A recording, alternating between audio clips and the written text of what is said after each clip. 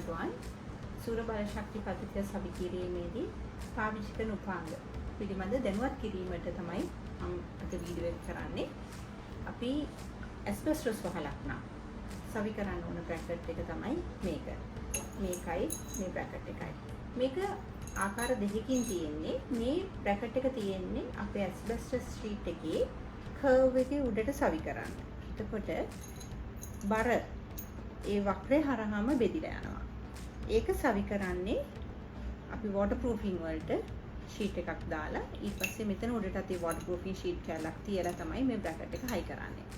ඒක මතු පිටරත් සිලිකන් හරි වෝටර් ප්‍රූෆින් ෂීට් එකකින් හරි වෝටර් ප්‍රූෆින් පාර්ට් එක වෙනවා. තෙමීම කියන්නේ හිල් කිරීම තුල ඇතිවෙන තෙමීම වළක්වන්න. මේක හයි කළා මේකට තමයි අපේ රේලින් එක සවි කරන්නේ. ඊළඟට අපි බලමු උඩු වහලක් සඳහා යන බ්‍රැකට් එක.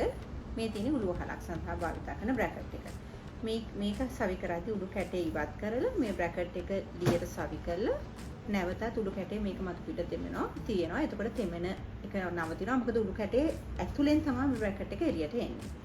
ඊළඟට බලමු අපි අමානෝ වහලකට සවි කරන බ්‍රැකට් එක. ඒ බ්‍රැකට් එක දැන් අමානෝ වහල වලට හයි කරන ඒ ෂීට් වල විවිධ ආකාර තියෙනවා. මම මේක සාම්පල් එකක් පෙන්නන්නේ. නමුත් මේක වෙනුවට ඉන්ස්ටෝල් කරන අය මේ බ්‍රැකට් එක විතරක් පාවිච්චි කරනවා.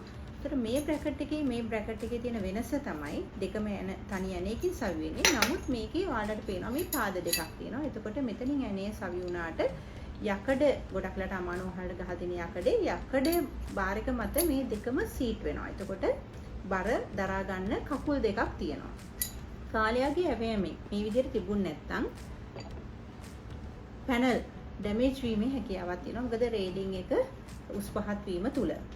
ඊළඟට අපි බලමු තව අපිට අතම ශුන්‍ය බල ශක්තිය ආයතනයේ වසරකට සැරයක් තියෙන ප්‍රසන්ටේෂන් එකේදී පෙන්නනවා සෝලර් පවර් සිස්ටම් හයි කරන ආයතනය කරන වැරදි.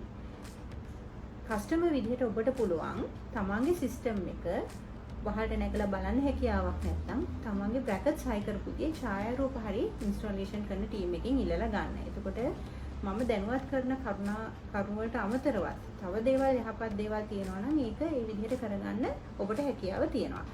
අපි රේලින් එකක් ගත්තොත් රේලින් එක සාමාන්‍ය මීටර 6යි. මිලිමීටර 6000යි. අපි මේ බ්‍රැකට් හයි කරනකොට අවම වශයෙන් මීටරයක පරතරයට මේ බ්‍රැකට් හයි වෙන්න ඕනේ. ඇත්තටම ගත්තොත් රේලින් එකේ වම් පැත්තටයි දකුණු පැත්තටයි මේ වගේ බ්‍රැකට්ස් දෙකක් ගහලා රේලින් එක සවි කරන්න පුළුවන්. ඕනනම් මැදට තව එකක් දාලා ඒ කියන්නේ තනි ඒ රේලින් එකට ෆුට් 3කින් විතර පුළුවන්. නමුත් අපි දන්නවා බර වැටෙන්නේ මේ ෆුට් එකට. බර ෆුට් එකට වැටුනම කාලයත් එක්ක එතන තියෙන ලීයට බර වැටෙන ප්‍රමාණයලා ලීය පුපුරන්න ඉඩ තියෙනවා. එහෙනම් මේක රෙකමන්ඩඩ් අවම වශයෙන් පැනල් එකකට එක ෆුට් එකක්වත් ඒ කියන්නේ මීටර 6කට ෆුට් 6ක්වත් සවි වෙන විදිහට තියෙන්න ඕනේ. නැත්නම් කාලයාගේ ඇවෙන්න ඔබ අපහසුතාවයටපත් වෙනවා. ඊට පස්සේ අපි බලමු පැනල් වල තියෙන කනෙක්ටර් එක. සාමාන්‍ය පැනල් එකක් කනෙක්ට් වෙන්න MC4 කියන කනෙක්ටර් එක ගහන්න ඕනේ. මේ තියෙන ඒ වගේ සාම්පල් එකක්. ඒක පැනල් එකේ වෙනවා. මේක වෙළඳ පොලෙන් ඉඳ දිගන්න තියෙනවා නොයෙකුත් ක්වොලිටිස් වලින්. මේ කනෙක්ටර් එක ඇතුලේ මේ වගේ ඇලුමිනියම් කොපු දෙකක් තියෙනවා. මේකට තමයි වයරය සම්බන්ධතාවය ඇති කරන්නේ. ගොඩක් ආයතන මෙය සීල් කරන්නේ නැහැ. දැන් මේ කනෙක්ටර් එක ගැහුවට පස්සේ මේක ඇතුළට يعني මොයිස්චර් අනේක නවත්තන්න මේක සීල් කරන්න ඕනේ. නැත්නම් අපි දන්නවා කාලයගෙම මේවා මල බැඳීමකට ලක් වෙනවා. ඒකට කාලයත් එක්ක පර්ෆෝමන්ස් අඩු වෙන්නේ මේක හේතුව හින්දා.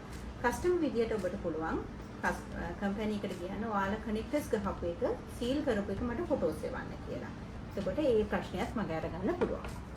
ඊළඟට අපි ඇත්තටම මේක නිරීක්ෂණය කරපු දෙයක් තුලින් ඇතිවෙච්ච අත්දැකීමකට පිළිමයක් විදිහට පාවිච්චි කරන දෙයක්. ඔබ දන්නවා පැනල් වල කේබල් කනෙක්ෂන් එකක් තියෙනවා. ඒකේ අපිට සමහරවිට වැඩිපුර කේබල් එක අපිට මෙහෙම ලූප් කරලා තියන්න වෙනවා. මේකට පාවිච්චි කරනවා අපි වෙළඳ පොලේ තියෙන UV protected tie wraps. හැබැයි මේ UV protected කියලා මාකට් එකේ තියෙන tie wrap කාලයක් පවතින්නේ නැහැ. ඒ හින්දා මේකට හැමතිස්සෙම ස්ටේන්ලස් ස්ටිල් tie wrap එකක් පාවිච්චි කරන්න පුළුවන්. එතකොට මේක පැවැත්ම වැඩි. ඒ හින්දා ඒ බවත් ඔබගේ ආයතනයට කියන්න අපිට වියදමක් දාලා සෝල් එක හයි කරන්නේ අපිට මේ කේබල් ලූපින් වලට පාවිච්චි කරද්දී ස්ටේන්ලස් ස්ටීල් හයි රැක් පාවිච්චි කරන්න කියලා.